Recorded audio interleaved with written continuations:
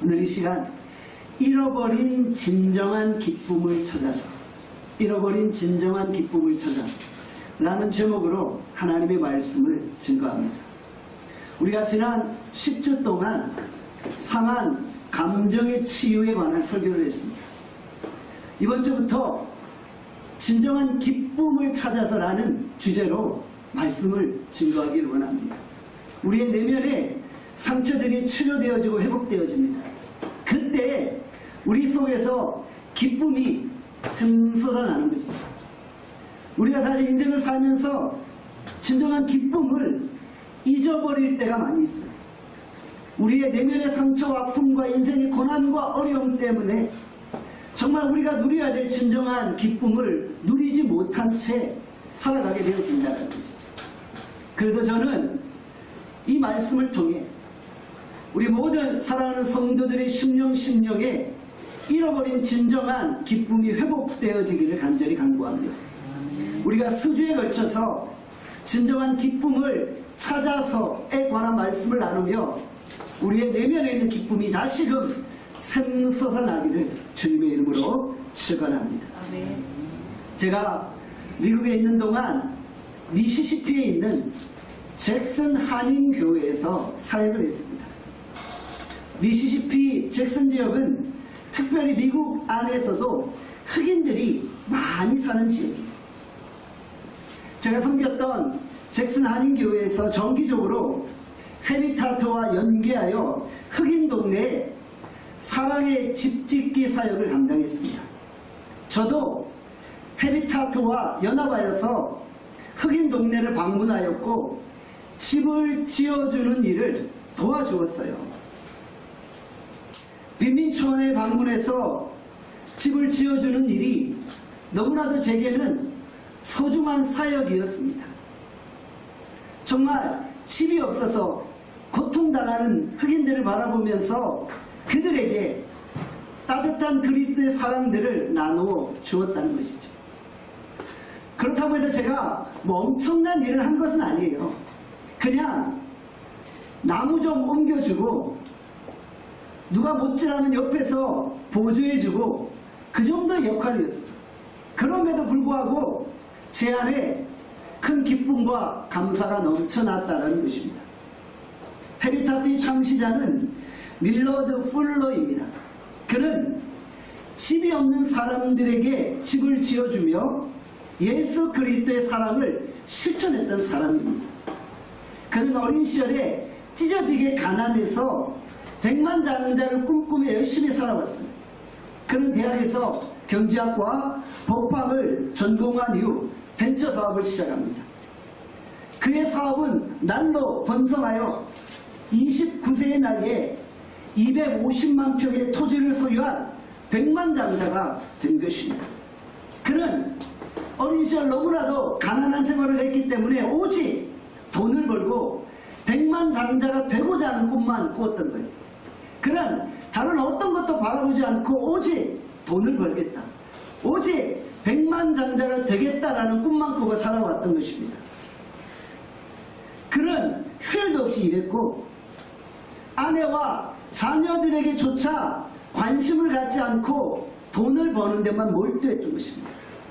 결국 결혼 5년 만에 아내는 남편에게 이혼을 요구합니다.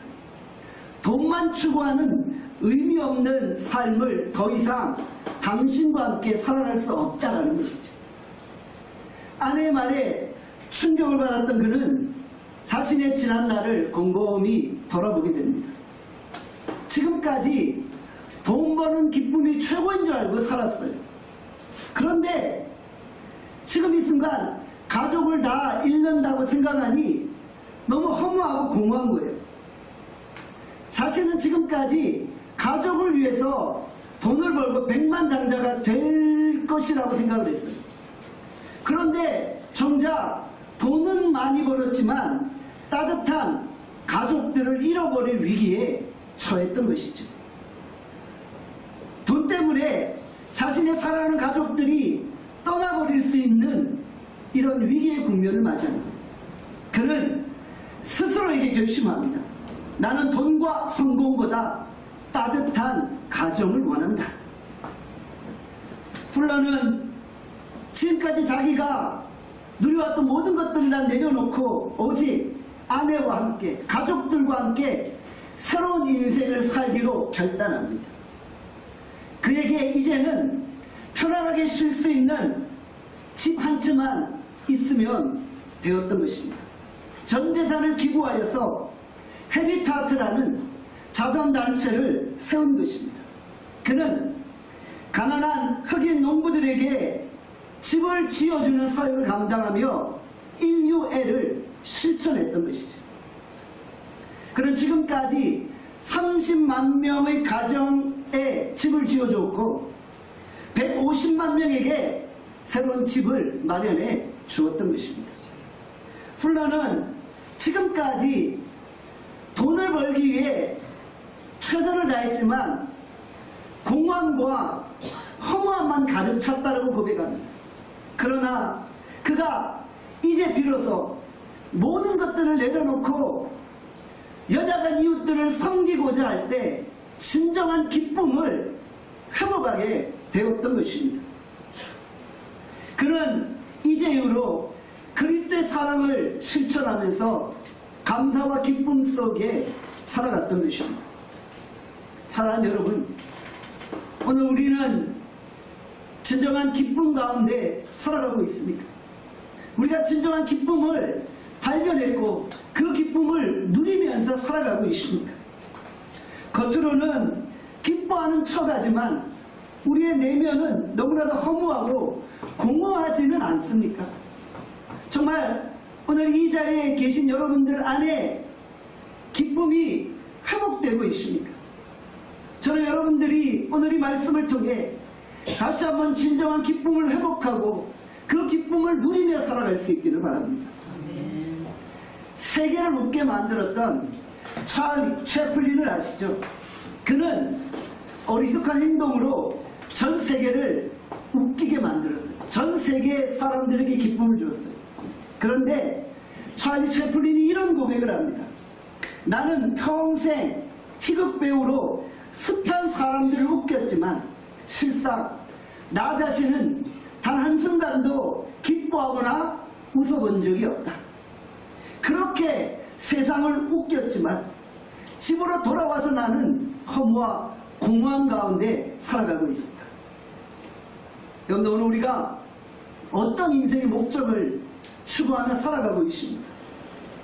우리가 어떤 목적을 세우고 그 목적을 이루면 과연 기쁨이 있을까요? 큰 목적을 꿈꾸며 달려왔지만 사실 정상에 오른 이후 우리 안에 진정한 기쁨을 찾을 수 있을까요?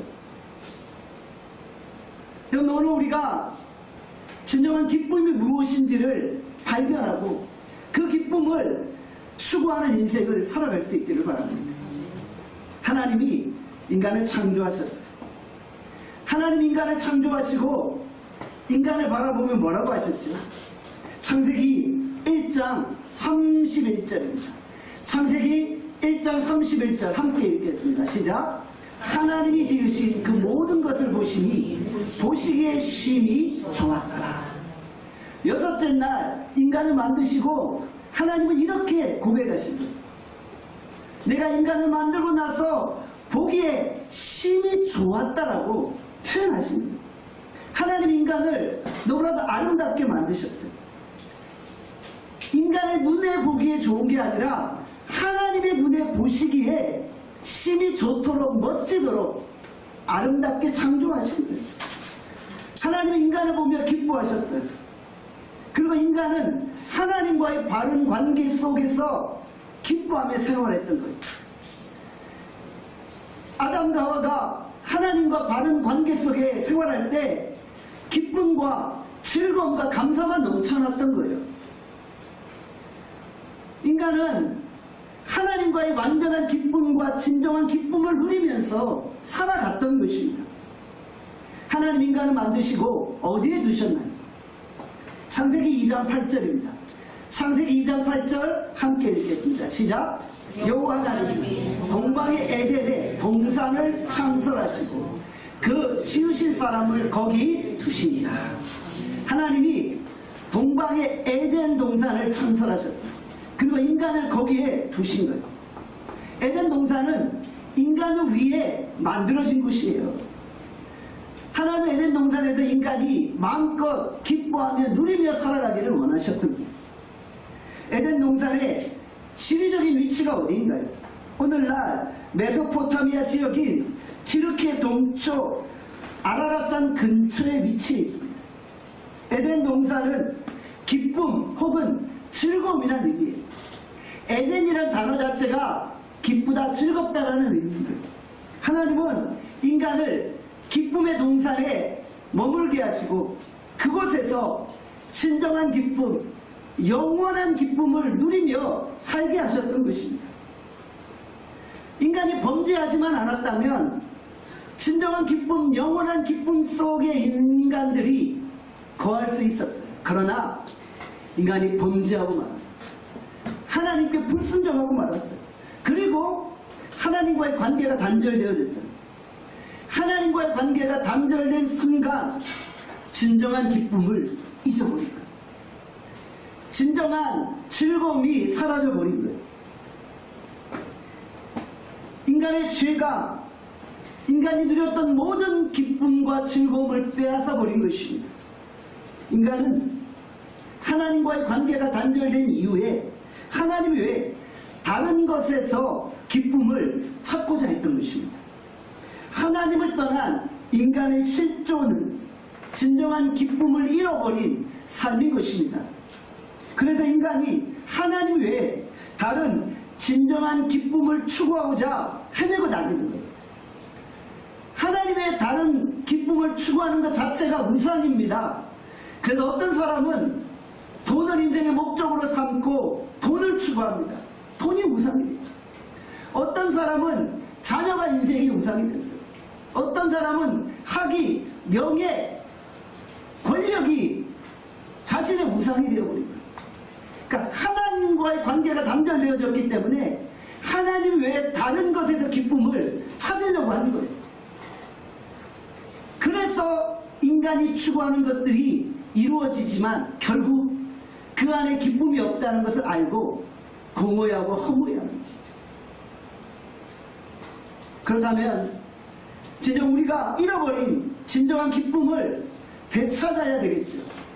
진정한 기쁨을 되찾는 길이 무엇입니까? 바로 하나님과의 관계가 복원되어집니다. 에덴 동산에서 인간은 하나님과 완전한 올바른 관계를 맺고 살았잖아요. 기쁨의 동산 에덴에서 영원한 기쁨, 슬픔이 없는 그 영원한 안식 가운데 살았잖아요. 그런데 하나님과의 관계가 단절되어지면서 진정한 기쁨을 잃어버린 거예요. 이제 우리가 잃어버린 진정한 기쁨을 되찾기 위해 하나님과의 관계를 다시금 복원해야 되는 것입니다.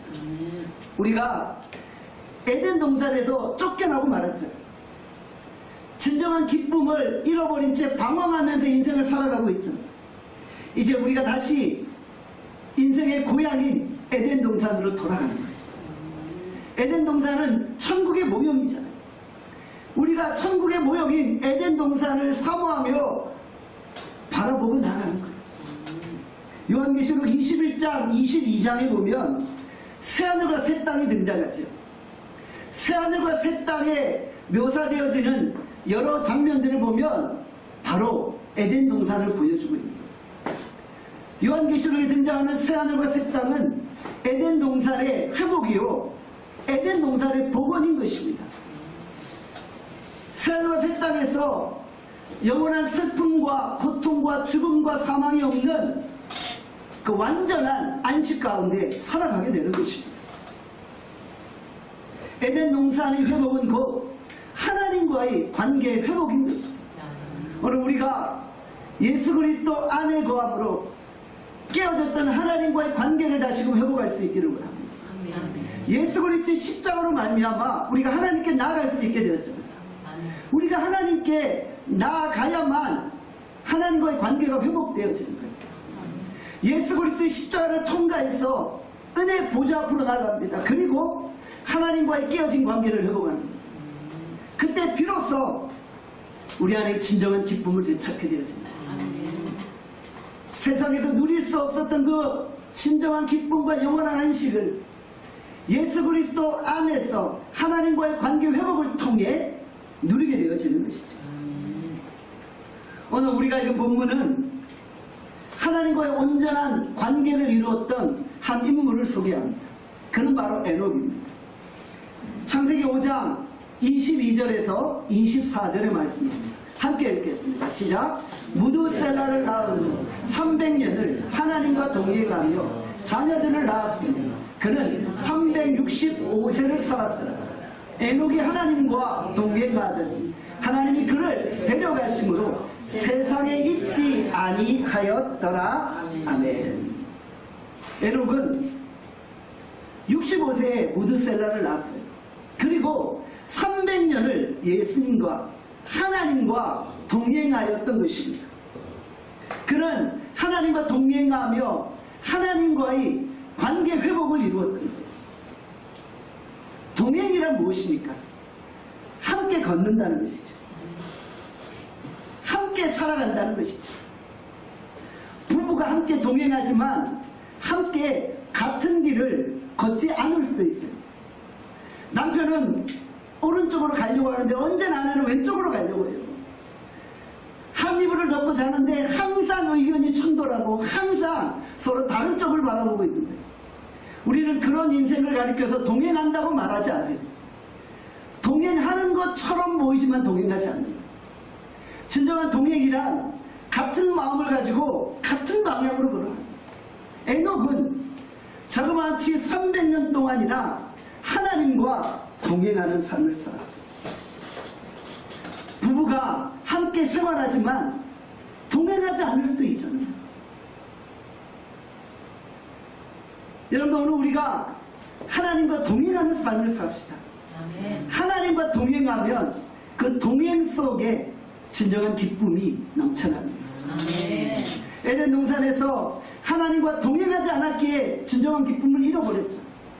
그런데 에녹은 300년 동안이나 하나님과 동행하면서 진정한 기쁨을 찾아가고 있는 것입니다. 창세기 5장은 아담의 족보를 기록을 하고 있죠. 창세기 5장 1절에 이렇게 말씀합니다. 창세기 5장 1절 제가 읽도록 합니다. 이것은 아담의 계보를 적은 책입니다. 아담의 계보를 적은 책입니다. 바로 에녹이 에녹 되기 위해서는 누가 존재했어요? 바로 아담이 존재했어요. 아담을 통해 에녹이 이 땅 가운데 존재하고 있었던 것입니다. 족보의 특징은 무엇입니까? 누가 누구를 낳고 몇 년 동안 살다가 죽었다. 이것이 결론이에요. 이게 바로 우리가 걷는 인생이라는 거예요. 계속해서 족보를 나열하고 있는 거예요. 창세기 5장을 보면 아담으로부터 쭉 족보들이 나열되고 있어요. 누구를 낳고 몇 년 살다가 죽었다. 누구를 낳고 몇 년 살다가 죽었다. 그럼 이것이 우리가 걸어가는 인생이라는 거예요. 저와 여러분들의 인생을 한마디로 요약할 수 있어요. 언제 태어나서 몇 년 살다가 이렇게 죽었다. 이것이 우리 인생의 요약이라는 거예요. 우리가 이 족보를 읽다 보면 지루하게 느낄 때가 있잖아요. 왜 주께서 구체적인 사람의 이름과 가족사들을 이렇게 세세하게 기록하고 있을까요? 하나님은 한 개인과 가족의 그 태어남과 죽음을 구원사적인 관점에서 중요하게 여기고 계시다는 거예요. 우리는 반복적인 일상 가운데 의미 없는 삶을 살아가는 것처럼 느낄 수 있는데 하나님은 그렇지 않다. 하나님은 우리 개인의 삶을 중요하게 여기신다. 아멘. 그리고 우리의 인생은 하나님의 계획 가운데 있다. 아멘. 우리가 흙으로 와서 흙으로 돌아가잖아요. 어찌 보면 우리 인생이 너무 허무해 보일 수가 있잖아요.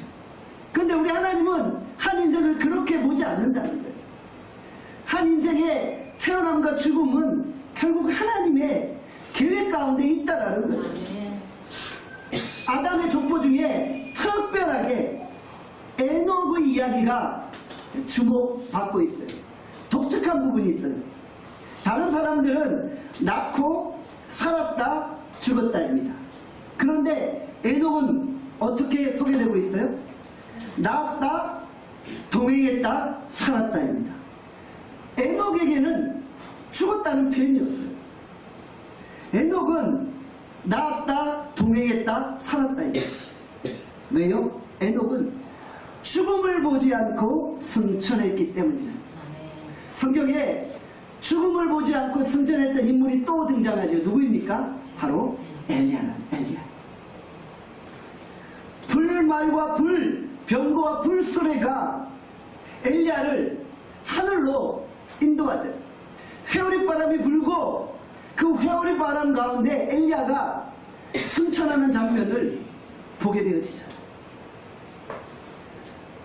주와 동행하는 사람들은 주께서 이처럼 죽음을 보지 않고 하늘로 이끌고 가신다는 것이죠. 오늘 우리가 이 에녹의 말씀을 살펴보면서 동행에 대해서 함께 좀 은혜를 나누고자 합니다. 성경은 우리 하나님의 사람들이 하나님과 동행하기를 말씀하고 있어요. 민수기 9장 21절에서 22절에 말씀합니다. 우리 같이 한번 읽어봅시다. 민수기 9장 21절에서 22절입니다. 시작. 혹시 구름이 저녁부터 아침까지 있다가 아침에 그 구름이 떠오를 때 그들이 행진하여 구름이 밤낮 있다가 떠오르면 곧 행진하였으며 이틀이든지 한 달이든지 1년이든지 구름이 성곽 위에 머물러 있을 동안에는 이스라엘 자손이 진영에 머물고 행진하지 아니하였다가 떠오르면 행진하였으니. 바로 이것이 동행이라는 거예요. 이스라엘 백성들이 광야길을 행하고 있습니다. 불기둥 구름기둥에 철저한 인도함을 받는 거예요. 불기둥 구름기둥이 머물면 이스라엘 백성들이 다 그곳에 머무는 거예요. 하루를 머무던 한 달을 머물던 1년을 머물던 불기둥 구름기둥이 머물면 그곳에 있는 거예요. 그러다가 갑자기 구름기둥 불기둥이 이동해요. 그러면 이스라엘 백성들이 텐트를 걷고 다시 따라가는 거예요. 주님이 가라시는 거하고 주님이 멈추라 하면 멈추는 거예요. 그런데 이것이 동행이라는 거예요. 오늘 우리가 주와 동행하고 있습니다. 혹시 우리 인생이 반대 아닙니까? 주님이 가라는데 자꾸 멈춰요. 싫어요. 가지 않고 있어요. 그런데 주님이 가지 말라는데 가요. 가야 됩니다. 주님. 그런데 이것이 우리 인생은 아닌가요? 오늘 우리가 주와 동행하는 삶을 살기를 주와 동행하며 진정한 기쁨과 즐거움을 회복할 수 있기를 원합니다. 에덴 동산에서 하나님과의 관계 단절을 통해 진정한 기쁨을 잃어버렸잖아요. 이제 우리가 주의 말씀에 순종하여 함께 걸어가는 거예요. 함께 동행하는 거예요. 가라면 가고 멈추라면 멈추는 거예요. 그럴 때 우리 안에 진정한 기쁨이 회복되어진다는 것이죠. 에녹이 300년 동안 하나님과 동행합니다. 이 동행하다라는 히브리어 단어가 할라크입니다. 동행하다라는 표현을 직역해보면은 하나님과 함께 스스로 걸었다라는 표현입니다. 하나님이 우리를 억지로 끌고 가는 게 아니에요. 그냥 목에 줄 달고 따라와. 억지로 끌고 가는 게 아니에요. 제가 종종 공원에 나가면 사람들이 강아지를 줄에 매서 산책을 해요. 강아지는 가기 싫은데 주인이 막 억지로 끌고 가는 걸 봐요. 혹시 우리 인생이 그렇지 않나요? 주님은 자꾸 우리를 의의 길로 인도하시려고 하는데 우리는 가기 싫어도 뻗당기는 거예요. 나는 주님 죄의 길로 가고 싶어요. 자꾸 죄의 길로 가고 있는 우리의 모습을 보게 될 때가 있잖아요. 그런데 이것은 동행이 아니라 우리의 스스로 우리의 자발적인 의지에 의해서 주님을 따라가는 거예요. 이게 하나님과 동행했다라는 것입니다. 에녹이 무드셀라를 낳은 이후 하나님과 동행했다고 말씀해요. 창세기 5장 22절에 보니까 이런 말씀이 있어요. 무드셀라를 낳은 후 300년을 하나님과 동행하며. 무두셀라를 낳은 후 300년을 하나님과 동행하며, 자, 무두셀라를 낳은 것을 기준으로 그 전과 그 후가 달랐다. 무두셀라를 몇 세에 낳았어요? 에녹이 65세에 낳았어요. 65세를 기준으로 전과 후의 삶이 달라졌다는 것이죠. 에녹이 무두셀라를 낳기 전에도 하나님을 믿었겠죠. 하나님을 믿었겠죠. 그러나 하나님을 믿는다는 것과 하나님과 동행한다는 것은 다르다는 거예요. 하나님을 알았어요, 에녹은. 하나님을 믿었어요. 그러나 하나님과 동행하지 않았다는 거예요. 에녹이 무두셀라를 낳은 것을 기점으로 그 전에는 하나님을 알았지만 뭔가 하나님의 의지가 아니라 내 의지를 가지고 살았다는 거예요. 그런데 무두셀라를 낳고 난 이후부터는 내 의지를 버리고 스스로 자발적으로 하나님과 동행하는 삶을 살았다. 무두셀라를 낳은 후 이제는 하나님께 집중하는 인생, 진정한 기쁨이 하나님께로부터 옴을 알고 하나님 안의 기쁨을 찾는 인생으로 변화되어졌다라는 것입니다. 우리는 이 무두셀라라는 이름을 통해 에녹의 삶을 평가해 볼 수 있습니다. 무두셀라는 히브리어로 메투셀라입니다. 이 의미는 창을 던지는 사람이란 뜻입니다. 전쟁에서 창 던지는 자가 죽게 되면은 전쟁은 지는 거예요. 그러니까 창 던지는 자가 죽는 순간 적으로부터 심판을 당하게 되는 거예요. 멸망당하게 되어지는 거예요. 그래서 우리가 이 무두셀라라는 이 의미를 그가 죽으면 심판이 임한다 라는 의미로 해석하는 거예요.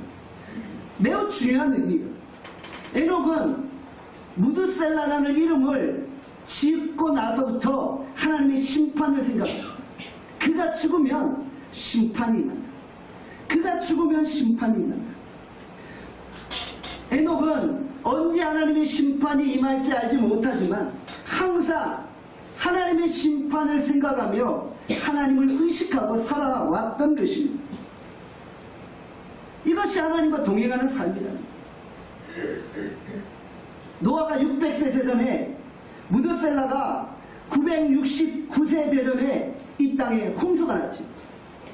무두셀라의 이름 그대로 무두셀라가 죽은 그 해에 이 땅에 홍수가 나서 전 세계가 물로 심판을 받습니다. 그가 죽으면 심판이 임한다라는 그 이름의 뜻이 그대로 이 땅 가운데 이루어졌다라는 것이죠. 에녹은 무두셀라를 바라보며 하나님의 심판을 생각하고 그 주님의 심판 앞에 내가 부끄럽지 않고자 주와 동행하는 삶을 자발적으로 살아갔던 것입니다. 에녹에 관한 재밌는 동화가 하나 있습니다. 하나님은 해가 뜨면 에녹의 집에 찾아와서 에녹 나왔어, 밖에 나가자 라며 문을 두드리십니다. 에녹은 반갑게 하나님의 손을 잡고 산으로 들러 산책을 다니며 즐거운 시간을 보냅니다. 해가 지고 나면 하나님은 에녹을 그의 집으로 데려다 주십니다. 그렇게 에녹은 300년 동안이나 하나님과 계속 산책하며 동행한 것이죠. 그런데 어느 날 에녹과 하나님이 함께 산책을 하다가 너무 멀리 가버린 거예요. 해가 졌는데 다시 에녹의 집으로 돌아가기가 어려운 거예요. 그때 하나님이 에녹에게 말씀하십니다. 에녹아, 그냥 우리 집에 가서 나랑 살래? 돌아가기 어려우니까 우리 집에 가서 나와 살래? 그렇게 에녹이 하늘로 올라갔다는 이야기입니다. 성경에 없는 이야기지만 그럴싸한 동화가 아닌가 생각해 봅니다. 연인들이 서로 즐거운 시간을 보내다가 헤어지려고 하면 너무 아쉽잖아요. 헤어지기 싫어서 멀리서도 막 손을 흔들고 막 서로 헤어지면서까지 카톡을 보내고 전화를 하고 막 그러잖아요. 그렇게 연인들이 헤어지기 싫어하다 보니까 결혼해서 함께 살잖아요. 헤어지기 싫어서 동행하잖아요. 그런데 결혼하고 나니 어떻게 돼요? 왼수가 되어버리는 거예요. 결혼하기 전에는 헤어지기 싫어서 결혼을 했는데 결혼하고 나니 서로 마음이 맞지 않고 뜻이 맞지 않아서 왼수가 되는 거예요. 여러분들 오늘 우리가 하나님과 오늘도 동행하는 삶을 삽시다. 그러니까 내 뜻을 하나님께 맞추는 게 동행이에요. 내 뜻을 딱 만들어 놓고 내 뜻의 틀 안에 하나님을 가둬 놓는 게 동행이 아니라 내 뜻을 하나님의 뜻에 맞춰가는 것이 동행이다. 히브리서 11장 5절은 에녹에 대해서 이렇게 설명합니다. 히브리서 11장 5절 말씀 함께 읽겠습니다. 히브리서 11장 5절입니다. 함께 읽겠습니다. 시작. 믿음으로 에녹은 죽음을 보지 않고 옮겨졌으니 하나님이 그를 옮기심으로 다시 보이지 아니하였느니라. 그를 옮기시기 전에 하나님을 기쁘시게 하는 자라 하는 증거를 받았느니라. 아멘. 에녹이 믿음으로 하나님과 동행했어요. 그래서 하나님이 그를 죽음을 보지 않은 채 옮기신 거예요. 그리고 하나님은 에녹을 기뻐하셨어요. 에녹은 하나님이 기뻐하시는 자라는 별칭을 얻게 되어진 것입니다. 하나님과 동행하면 기쁨이 충만합니다. 우리도 하나님과 동행하는 삶을 살아야 돼요. 그래서 기쁨이 충만해야 되죠. 사실 에녹에게도 희로애락이 있었어요. 에녹이라고 달랐겠어요? 그도 자녀를 낳았어요. 무드셀라를 낳고 여러 자녀를 낳았어요. 자녀를 낳았다는 것이 무엇을 의미합니까? 부모가 자녀 때문에 속썩을 일이 많다는 거예요. 에녹은 안 그렇겠어요? 자녀들이 사춘기가 되면 얼마나 부모가 애 같아요. 자녀가 부모의 뜻대로 살아가지 못하면 부모는 마음이 아프잖아요. 가슴이 아프죠. 자녀가 병이 들고 사고가 나면 얼마나 부모가 가슴이 아파요. 여러분들 에녹도 똑같았어요. 인생에 고통과 아픔과 슬픔과 괴로움이 있었어요. 실패도 있었고 눈물도 있었어요. 그러나 그런 희로애락 속에서 여전히 하나님과 동행했다. 그의 인생이 특별했다는 게 아니에요. 우리랑 똑같은 자녀가 낳고 자녀가 성장하고 자녀가 죽는 이 모든 과정들을 겪었지만 그는 하나님과 동행했다. 하나님과 동행하며 기쁨과 행복감이 넘쳐났다는 것이죠. 히브리서 11장 6절에 이렇게 말씀합니다. 히브리서 11장 6절 말씀 읽겠습니다. 시작. 믿음이 없이는 하나님을 기쁘시게 하지 못하나니 하나님께 나아가는 자는 반드시 그가 계신 것과 또한 그가 자기를 찾는 자들에게 상 주시는 이심을 믿어야 할지니라. 우리가 하나님의 계심을 믿는 거예요. 하나님이 나와 함께 하심을 믿는 거예요. 하나님이 나와 동행하심을 믿는 거예요. 그리고 하나님이 자기를 찾는 자에게 상 주신다는 사실도 믿는 거예요. 하나님이 계심을 믿습니다. 하나님이 나와 동행하시고 함께 하심을 믿습니다. 하나님을 찾을 때 하나님이 상 주신다는 것을 믿습니다. 오늘 우리가 이런 믿음으로 주와 동행하는 거예요. 하나님이 우리에게 별로 관심이 없으신가요? 아니요. 하나님은 우리에게 엄청난 관심을 가지시는 거예요. 그래서 우리가 하나님을 찾으면 하나님은 우리로 인해 기뻐하시며 우리에게 상을 주시는 거예요. 하나님은 우리를 너무나도 사랑하시고 우리에게 너무나도 많은 관심을 가지고 계신 거예요. 우리에게 집중하시고 우리를 주목하고 계십니다. 그래서 우리가 하나님과 동행할 때 하나님은 우리로 인하여 기뻐하시는 것입니다. 연인이 해외로 밖으로 여행을 떠납니다. 서로에게 집중하는 거죠. 사랑하는 연인과 함께 여행을 떠나면 그 동행이 얼마나 기쁩니까? 서로 아름다운 풍경도 보고 맛좋은 음식도 먹고 향기로운 커피도 마시고 이런 동행이 얼마나 즐겁고 행복합니까? 하나님이 우리를 사랑하고 우리도 하나님을 사랑하는 거예요. 우리 하나님과 함께 맛 좋은 닭갈비도 먹고 향기로운 커피도 마시고 하나님이 만들어 놓으신 그 자연 만물도 바라보며 하나님 찬양하는 거예요. 그리고 하나님을 사랑합니다라고 고백하는 거. 이게 동행이라는 거예요. 아멘. 우리 함께 고백합시다. 하나님 사랑합니다. 하나님 사랑합니다. 우리가 이렇게 인생에서 하나님과 동행하며 하나님과 교제하고 대화하고 하나님께 사랑한다고 고백하는 거예요. 이게 동행이라는 거예요. 춘천으로 여행을 갑니다. 그런데 내가 너무 불편하게 여기는 사람과 함께 동행해버린 거예요. 여러분, 그게 즐거운 여행이 될까요?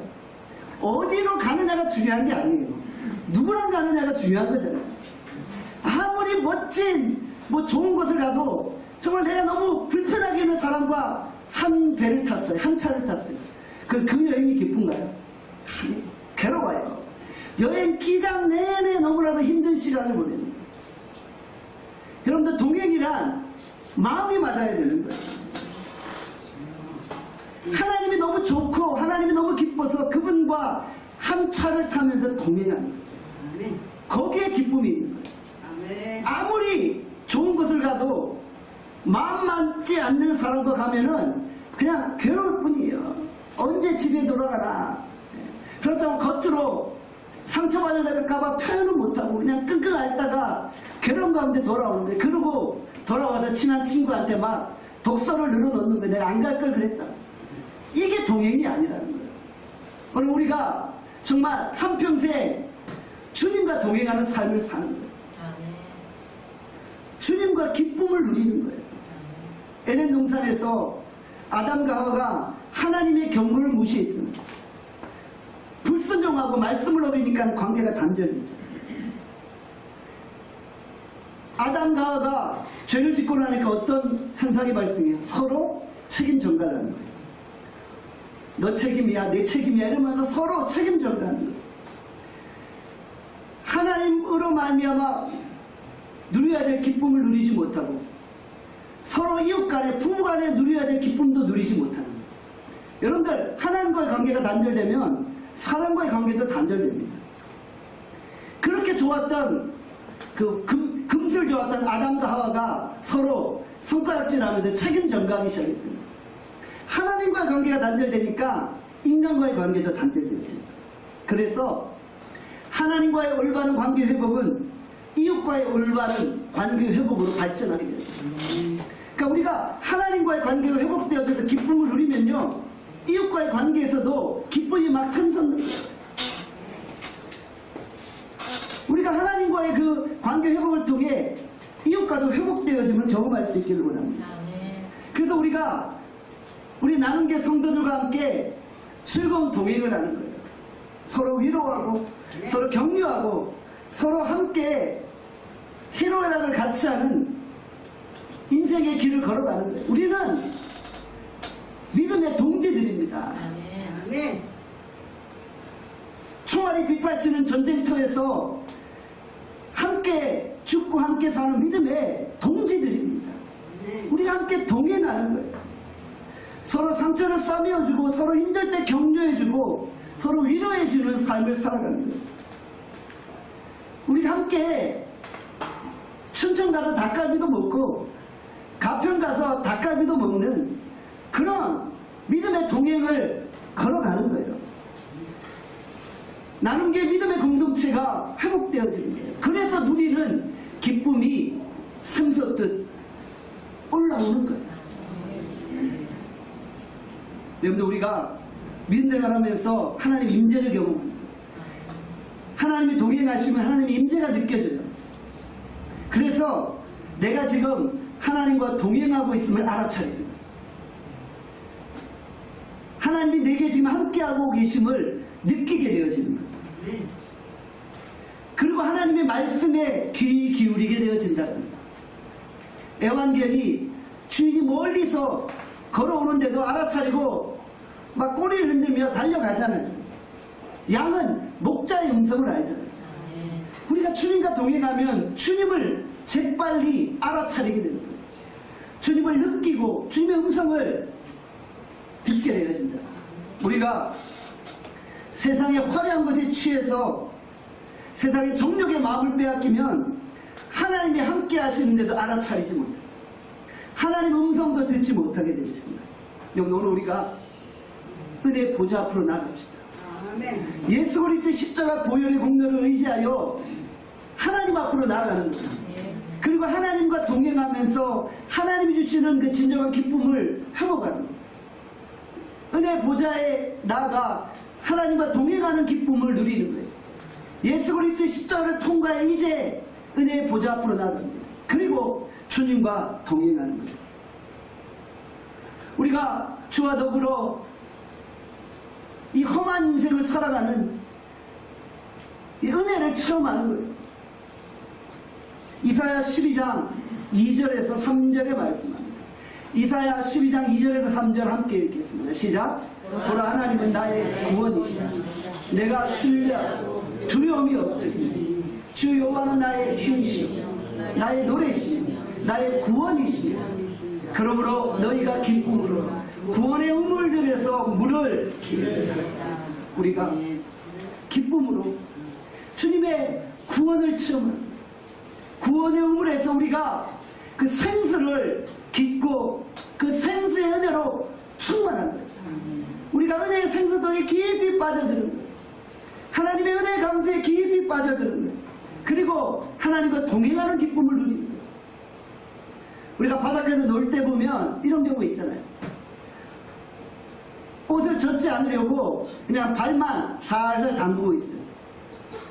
파도가 칠 때 들어갔다 나왔다 들어갔다 나왔다를 반복해요. 근데 갑자기 큰 파도가 확 쳐버리는 거예요. 나도 미처 피하지 못한 채 그 큰 파도를 맞아버리고요. 그러면 옷이 흠뻑 물에 젖어요. 그때부터 이제 노는 수준이 달라집니다. 한번 물을 경험하고 나면 이제 옷을 입은 채 물속에 들어가서 헤엄치고 뛰어놀고 천진난만한 모습으로 변합니다. 은혜를 이렇게 흠뻑 체험해야 되는 거예요. 구원의 우물에서 그 물을 흠뻑 마시는 거예요. 그냥 홀짝홀짝 마시는 게 아니라 그냥 구원의 우물에서 그냥 바켓으로 물을 쏟아붓는 거예요. 버킷리스트 하듯이 얼음물을 쏟아부어서 은혜의 얼음물로 정신이 번쩍 들고 우리의 영혼이 막 시원하게 뚫리는 역사를 체험합니다. 그 은혜의 강도에 깊이 빠져들 때 우리 안에 있는 잃어버린 진정한 기쁨이 회복되어지는 것입니다. 세상에 많은 것들을 누렸지만 여전히 공허합니다. 우리가 하나님과 동행하며 하나님과 함께할 때 구원의 우물에서 생수를 마실 때 우리 안에 두려움이 사라지고 허무함이 사라지고 진정한 기쁨이 회복되어져요. 진정 우리 안에 에덴 동산의 기쁨이 회복되어집니다. 우리가 이번 한 주도 하나님과 동행함으로 잃어버린 진정한 기쁨을 회복할 수 있기를 간절히 축원합니다. 기도하겠습니다. 사랑과 자비와 은혜가 풍성하신 하나님 아버지, 오늘 우리가 주 안에 진정한 기쁨을 회복할 수 있기를 원합니다. 인간의 범죄로 말미암아 우리가 진정한 기쁨을 잃고 말았습니다. 그러나 예수 그리스도의 은혜로 말미암아 우리가 이제 다시금 하나님과 관계를 회복했습니다. 이제 우리가 일상 속에서 주와 동행하는 삶을 살아갑니다. 주님 우리에게 생수의 은혜를 풍성하게 부어주시오. 우리가 그 은혜의 풍성이 젖어 주와 동행하며 함께 걷는 삶을 살아가게 하여 주시오. 동행이 좋으면 여행이 즐겁고 인생이 즐겁습니다. 하나님 우리가 험한 인생 주님과 동행함으로 인생의 진정한 기쁨, 진정한 즐거움을 회복하게 하여 주시옵소서. 과거엔 우리가 세상에 화려한 것들을 추구했지만 그것이 내 인생을 더 허무하게 했을 뿐입니다.